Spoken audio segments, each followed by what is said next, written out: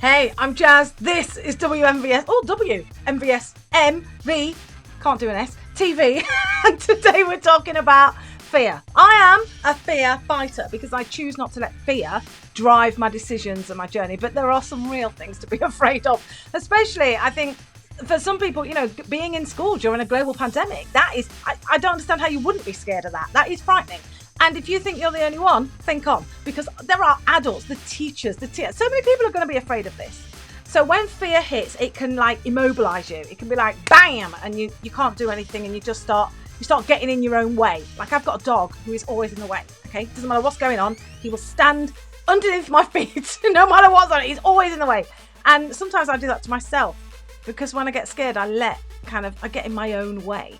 So as a rule of three, there are like three things that I do to try and combat this, to try and get me out of my head and into where I can actually ask for help. And the first one is to think of what I am grateful for. Just one thing that I am grateful for, because it's hard to be scared and grateful at the same time. And sometimes it's I'm grateful I can breathe. I mean, because I struggle to think of anything. But if you can focus on what you're grateful for, first thing. Second thing I do is I think really carefully about how I am going to make today great. And this is really interesting because it puts control back in my court, because fear is like, I can't do anything, but I'm going to make today great by doing this, like the thing I can do. And then the last thing I do is I make sure that I write something. I always write it down because it feels like it goes in better.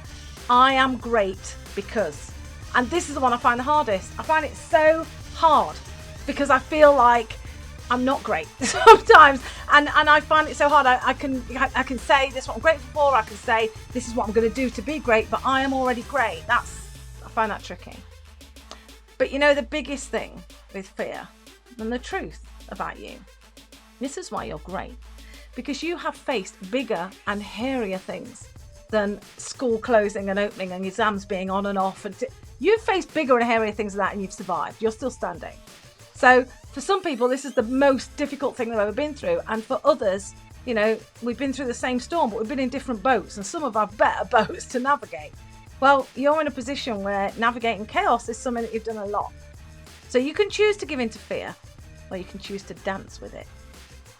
I would try the rule of three next time you feel scared or afraid of anything, because fear will stop you from getting and being who you truly are. Be the young person you are designed to be, not the young person the world says you have to be. Write your own story, and don't let fear drive your bus.